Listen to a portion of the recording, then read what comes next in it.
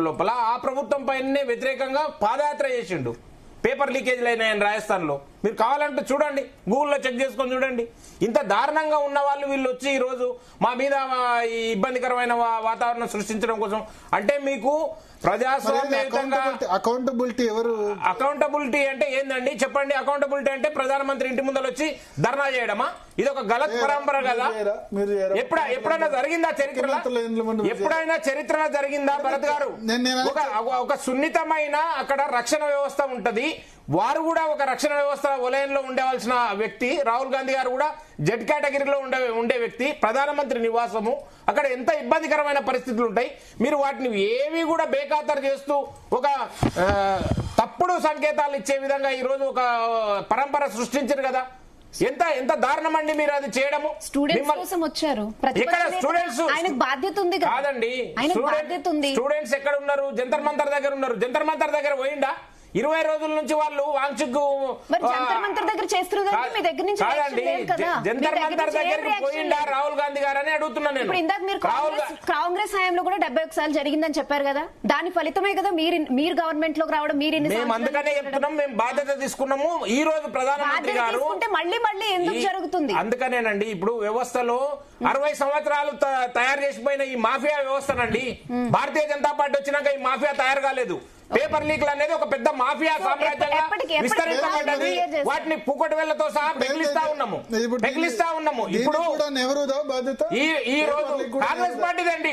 ఈ దేశంలో జరిగే విపరీత పరిణామాలన్నింటికి కూడా 60 సంవత్సరాల కాంగ్రెస్ పాలనకే బాధ్యత వహించాలని చెప్తున్నాము. ప్రతి దానికి కాంగ్రెస్ పార్టీ 100% చెప్తున్నాము. ఎందుకు క్లియర్ చేయలేదు? ఇంకా చేస్తున్నామండి. మేము ఆ బాధ్యత తీసుకున్నాం కాబట్టి నిజంగానే పేపర్ లీక్ అయింది కాబట్టి మీకే అవకాశం ఇస్తున్నారు కదా. కంటిన్యూ మాకు అవకాశం ఇచ్చినందుకే మేము బాధ్యత తీసుకున్నాం కాబట్టి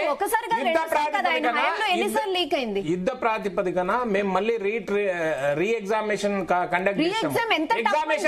ఎగ్జామ్ ఎంత టఫ్ అసలు పిల్లలు ఎగ్జామ్ రాయడం జరిగిందండి. ఇక్కడ కూడా జరిగింది, దేశంలో అంతటా జరిగింది, జరుగుతూనే ఉన్నది. ఈ దీంట్లో వ్యక్తులు ప్రలోభాలకి లొంగి ఆ సిస్టమ్ అట్లా డెవలప్ చేసిండ్రు కాబట్టి వారు మళ్ళీ రిపీటెడ్ అఫెన్స్ చేస్తూనే ఉన్నారు. కొంతమంది ఆ మాఫియా తయారైనరు. ఆ మాఫియా పని పట్టడంలోనే ప్రభుత్వం నిమగ్నమైనది. అందరిని అరెస్ట్ చేసినామండి. 18 మందిని అరెస్ట్ చేసినాం. దేశం నలుమూలల్లో ఉన్నారు. ఒక రాష్ట్రంలోనో ఒక ప్రాంతంలోనో ఉన్న వ్యక్తులు కాదు. 18 మంది 18 రాష్ట్రాలకు సంబంధించిన వ్యక్తులు. వీళ్ళందరూ ఒక మాఫియాగా నెట్వర్క్ డెవలప్ చేసుకొని దేశవ్యాప్తంగా ఈ రకమైన ప్రమాదం చేస్తున్నారు కాబట్టి వాళ్ళని అందరి మీద చర్యలు తీసుకుంటున్నాము. అదేవిధంగా ఈ రోజు ప్రధానమంత్రి గారు కూడా స్పందించారు. ఖచ్చితంగా ఎట్టి పరిస్థితుల్లో విద్యార్థుల భవిష్యత్తుకు డోకా ఉండకుండా మేము బాధ్యత వహిస్తామని చెప్పి ఈ రోజు ప్రధానమంత్రి గారు చెప్పడం జరిగింది. దాని తర్వాత నిన్న కూడా జరిగిన కాక్రోచ్ జనతా పార్టీ పార్లమెంటు ముట్టడి లోపల నడ్డా గారు, కేంద్ర మంత్రి నడ్డా గారు వారితో చర్చలు జరిపినరు. ఖచ్చితంగా దానికి సంబంధించిన నిర్ణయాలు తీసుకుంటామని చెప్పారు. ఆ లోపలనే చూసిండ్రు కదండి ఎంత అనార్కీ క్రియేట్ చేసిండ్రు. అరాచకత్వం.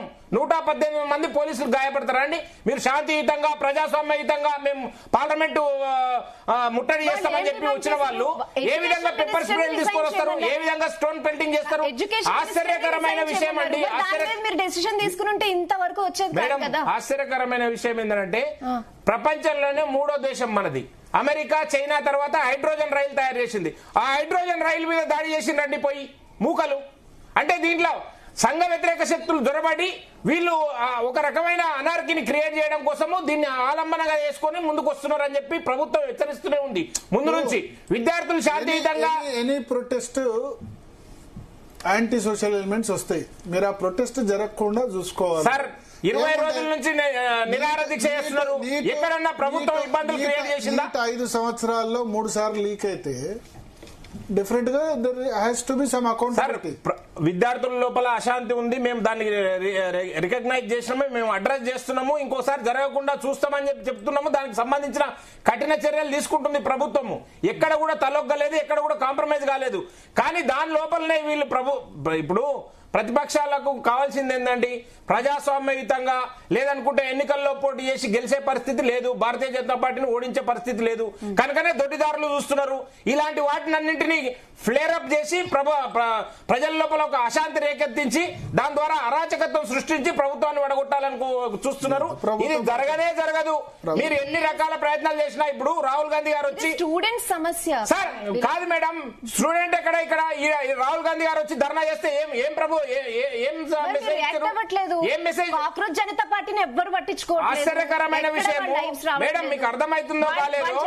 ఒకవైపు పార్లమెంట్ వర్షాకాల మనిషి నిరాహార దీక్ష చేస్తుంటే పట్టించుకునే మేడం, మీరు అడిగిన నేను చెప్తున్నా, వాళ్ళకి అవకాశం వచ్చింది, కాంగ్రెస్ వాళ్ళకి వచ్చారు. నేను ఒక్క విషయం చెప్తున్నా మేడం, ఒకవైపు కూతవేటు దూరంలో పార్లమెంట్ జరుగుతా ఉంది, పార్లమెంట్ లో చర్చిద్దామంటేనేమో పార్లమెంటు సమావేశాలను అడ్డుకుంటారు, పార్లమెంట్ లో మొత్తం క్వశ్చన్ అవర్ కూడా జరగకుండా అడ్డుకుంటారు, బయటికి రోడ్ల మీదకి వచ్చి ధర్నాలు చేస్తారు. ఇదేందండి పద్ధతి? పార్లమెంట్ లో చర్చించాలని చెప్పి నిన్నటిదాకా మీరే డిమాండ్ చేసిర్రు.